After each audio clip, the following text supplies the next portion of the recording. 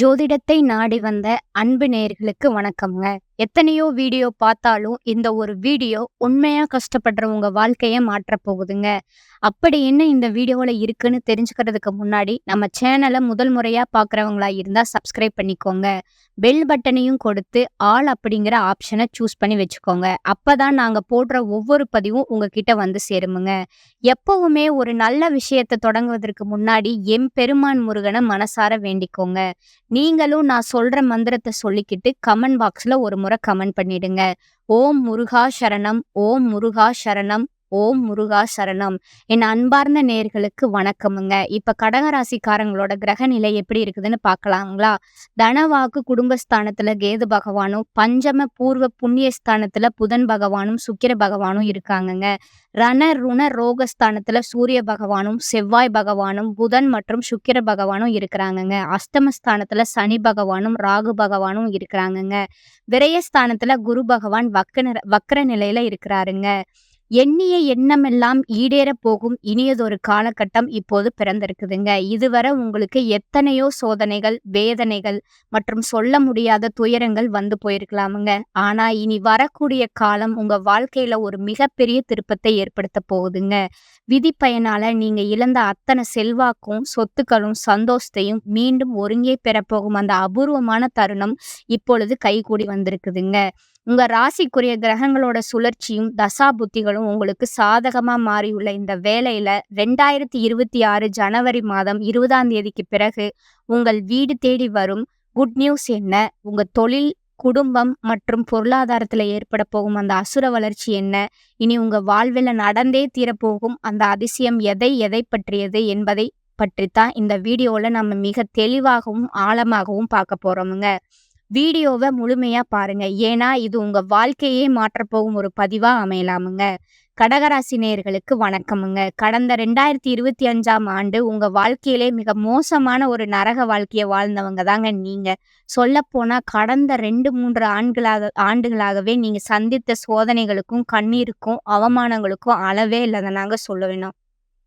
சந்திரனை ராசி அதிபதியா கொண்ட நீங்க இயல்பிலே தாய் உள்ளம் கொண்டவங்களா இருப்பீங்கங்க. மற்றவர்கள் படும் கஷ்டத்தை பார்த்தா உங்க மனம் துடிக்குமுங்க.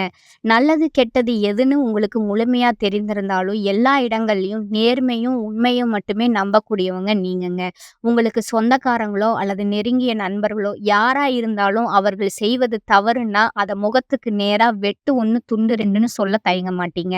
உங்களை யாராவது ஒரு பஞ்சாயத்துக்கு கூப்பிட்டாங்க அப்படின்னா அங்க உங்களுக்கு வேண்டியவர்கள் இருக்கிறார்களா என்பதற்காக அவர்களுக்கு ஆதரவா போய் பேச மாட்டீங்க. எங்க நியாயம் இருக்குதோ அங்கதான் நீங்க உறுதியா நிப்பீங்க. இந்த தர்மத்திற்கும் நியாயத்திற்கும் நீங்க கொடுக்கும் முக்கியத்துவமே பல நேரங்கள்ல உங்களுக்கு பெரிய கஷ்டங்களையும் மறைமுக எதிர்ப்புகளையும் தேடி கொடுத்துருக்குமுங்க. தங்களுடைய கஷ்டத்தையும் கண்ணீரையும் கடுகளவு கூட மற்றவங்களுக்கு தெரியாம பார்த்து கொள்வதில் நீங்க ரொம்ப உறுதியானவங்க. எப்பேற்பட்ட கவலையா இருந்தாலும் அதை வெளியில காட்டாம புன்னகையோடு நீங்க வலம் வருவீங்க. இதனால உங்களை பார்ப்பவங்க அனைவரும் கடகராசியா இவங்களுக்கு என்னப்பா சூப்பரா இருக்காங்க, எப்போதும் மகிழ்ச்சியா இருக்கிறாங்க, இவர்களுக்கு என்ன குறைச்சல் அப்படின்னு தான் நினைப்பாங்கங்க. ஆனா ஒரு சில நேரங்கள்ல அன்றாட தேவைகளுக்கும் சாப்பாட்டிற்குமே நீங்க எந்த அளவுக்கு தடுமாறி போராடி இருப்பீங்க என்பது உங்க மனசாட்சிக்கும் அந்த இறைவனுக்கு மட்டும்தாங்க தெரியும். உங்க கஷ்ட காலத்துல உங்களை திரும்பி பார்க்க கூட ஆள் இருக்காது. நீங்க உதவி செய்தவர்களே உங்களை விட்டு விலகி நிற்பாங்கங்க. ஆனா ஏதோ தடுமாறி நீங்க மீண்டும் ஒரு முன்னேற்றத்தை நோக்கி எழுந்து நிற்கும்போது உங்களை குறை சொல்றதற்கும் உங்களோட காலை பிடிச்சி இழுப்பதற்கும் ஒரு கூட்டமே உங்களை தேடி வருமுங்க. உங்க சொந்தக்காரங்களும் நண்பர்களும் அவங்களுக்கு ஒரு தேவை இருந்தா மட்டும்தான் உங்களை தேடி வந்து உறவாடுவாங்கங்க. அந்த தேவை முடிந்ததும் உங்களை கருவேப்பிலை போல தூக்கி எறிந்து விட்டு போயிடுவாங்கங்க. மீண்டும் அவர்கள் ஏதோ ஒரு சிக்கல் வரும்போது அவர்கள் உங்களுக்கு செய்த பழைய துரோகங்களை எல்லாம் ஒரு நொடியில மறந்துட்டு அவர்களுக்கு மீண்டும் உதவி செய்து மீண்டும் அவர்களிடமே ஏமாறக்கூடிய ஒரு கள்ளம் இல்லாத வெள்ளை உள்ளம் கொண்டவங்க தாங்க நீங்க. வாழ்க்கையில எப்படியாவது முன்னேறிடணும் அப்படிங்கிறதுக்காக இல்லாவிட்டாலும் நம்மை சார்ந்தவங்களுக்காக ஒரு நல்ல நிலையை அடைய வேண்டும் என்கிற வைராகியத்தோடு தினம் ரத்த சிந்தி உழைப்பவங்க நீங்கங்க. கடந்த ஆண்டுகள்ல நீங்க எத்தனையோ நல்ல மாற்றங்கள் நடக்கும் என்ற ஆவலோட எதிர்பார்த்திருப்பீங்க. ஆனா உங்களுக்கு ஏமாற்றமும் புதிய மன உளைச்சல்கள் தாங்க மிஞ்சி இருக்கும். ஆனா இனி வரக்கூடிய இந்த 2026ல குறிப்பா தைப்பொங்கலுக்கு பிறகு உங்க வாழ்க்கையில ஒரு மகா யோக காலம் மலரப்போகுதுங்க. இதற்கு மிக முக்கிய காரணம் ஜனவரி மாதம் 20ஆம் தேதிக்கு பிறகு மகர ராசியில நிகழப்போகும் அபூர்வமான 4 முக்கிய கிரகங்களோட சங்கமம் தாங்க. வரக்கூடிய காலத்துல சொகுசு வாழ்வு தரும் சுக்கிரன் மகர ராசிக்கு வராருங்க. அவரை தொடர்ந்து சூரிய பகவானும், பெரும் பலத்தை தரும் செவ்வாய் பகவானும், இறுதியாக அறிவுக்காரகன்னு சொல்லப்படும் புதனும் மகரத்துல ஒன்றா இணைகிறாங்க. இந்த 4 கிரகங்களோட அணிவகுப்பு கடக ராசிக்கு ஒரு அசுர பலத்தை தரப்போகுதுங்க. கடக ராசிய பொறுத்தவரை 7ஆம் இடம் என்பது பாதக ஸ்தானமாக இருந்தாலும், அங்கே 4 கிரகங்கள் சேர்வது உங்க வாழ்க்கையில இருந்த இருள அகற்றி ஒரு புதிய பாதைய காட்டுதுங்க. குறிப்பா ஜனவரி மாதத்துல நடக்கும் சுக்கிர பெயர்ச்சி உங்க 7ஆம் இடத்திலிருந்து பொருளாதார சிக்கல்கள வேரோட அறுக்குமுங்க. இதுவரை கையிருப்புல பணமே இல்லாம ஒரு புதிய வேலைய தொடங்க தயங்கிய உங்களுக்கு இனி வருமானம் பல வழிகள்ல வந்து சேருமுங்க. பணப்புழக்கம் சீராகுமுங்க. இதனுடன் ஜனவரி மாதம் முதல் உங்களுக்கு வீரபத்திர ராஜயோகம்ங்கிற மகா யோகம் கை கொடுக்குதுங்க. இந்த யோகம் எல்லா ராசிகளுக்கும் கிடைக்காதுங்க. குறிப்பிட்ட சில ராசிகள்ல கடக ராசியும் ஒன்றா இருக்கிறதால கடந்த காலங்கள்ல நீங்க இழந்த செல்வாக்கு, அந்தஸ்து, சொத்துக்கள் என அனைத்தும் வட்டியும் முதலுமா உங்க கைகளுக்கே மீண்டும் வந்து சேரப்போகுதுங்க. இதுநாள் வரை உங்க முன்னேற்றத்திற்கு தடையா இருந்த மறைமுக சதிகளும் கிரக கோளாறுகளும் இனி உங்களுக்கு சாதகமா மாறப்போகுதுங்க. குறிப்பா சனி பகவான் கும்பத்திலிருந்து மீனத்திற்கு நகர்வது உங்கள் மன பாரத்தை குறைச்சு ஒரு புதிய நம்பிக்கையை கொடுக்குமுங்க. சனி பகவான் உங்க ராசிக்கு 9ஆம் இடத்திற்கு நகர்வதால பாக்கியங்கள் பெருகுமுங்க. தந்தையார் வழியில் இருந்த பிரச்சனைகள் தீருமுங்க. குரு பகவான் உங்க ராசியின் 3ஆம் இடத்தை பார்ப்பதால உங்களுக்கு தைரியம் அதிகரிக்குமுங்க. இதன் காரணமா கடந்த காலங்கள்ல நீங்க தகுதிக்கு குறைவான வேலையில இருந்த நிலை மாறுமுங்க.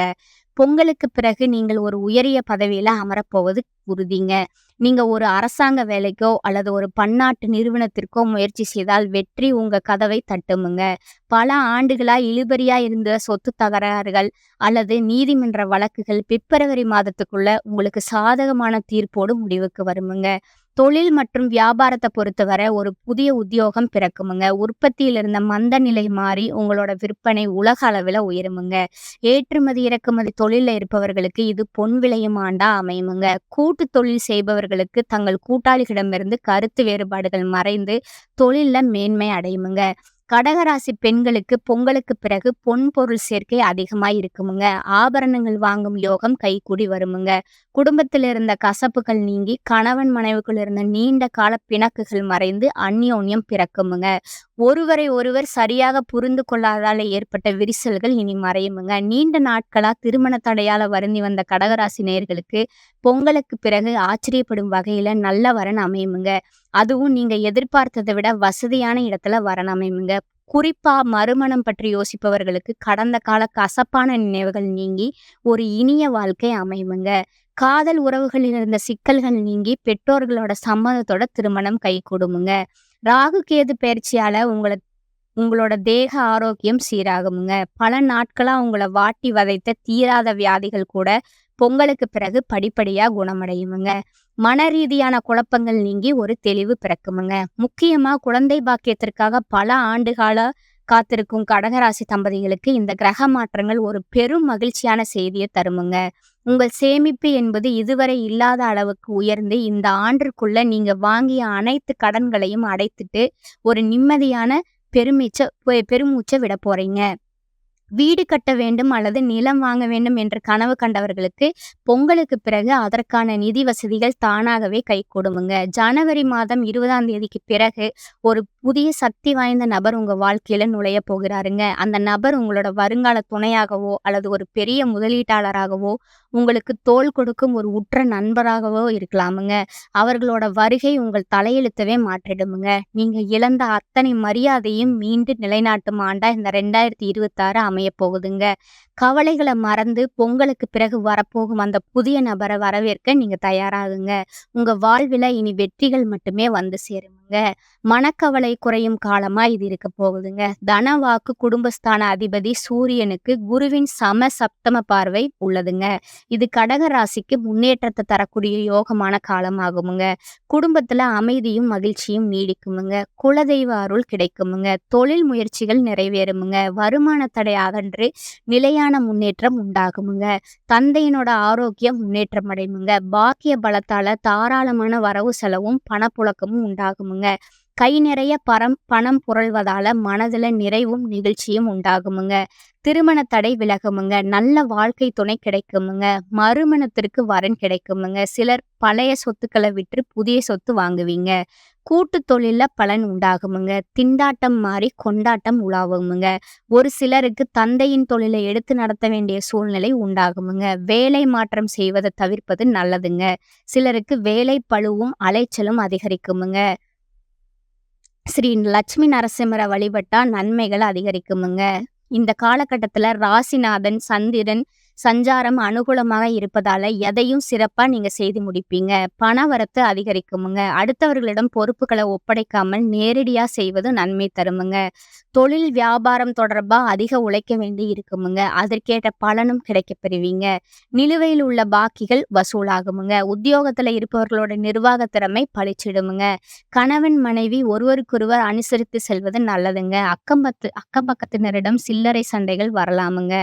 பெண்களுக்கு பணவரத்து எதிர்பார்த்தபடி இருக்குமுங்க. கலைத்துறையினருக்கு ஆன்மீக நாட்டம் அதிகரிக்குமுங்க. இழுபறியா இருந்த காரியம் சாதகமா முடியுமுங்க. அரசியல் துறையினருக்கு எதிலும் கூடுதல் கவனத்துடன் செயல்படுவது நல்லதுங்க. சுலபமா முடிந்துவிடும் நினைக்கிற காரியம் கூட கொஞ்சம் தாமதமாகலாமுங்க. மாணவர்களுக்கு முயற்சிகள் சாதகமான பலனை தருமுங்க.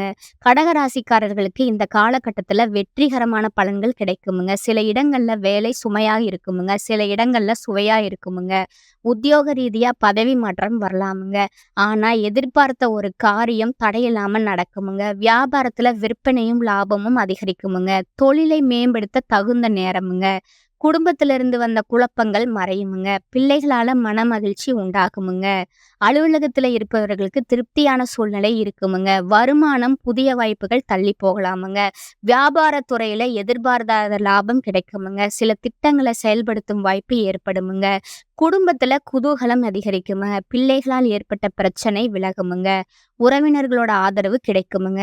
குடும்பத்திற்காக பணத்தை சேமிக்க கவனம் செலுத்தலாங்க. கலைத்துறையில இருப்பவர்களுக்கு வெற்றியும் வெகுமதியும் அடைவீங்கங்க. புதிய முதலீடுகள் நம்பிக்கையாக இறங்கலாமுங்க.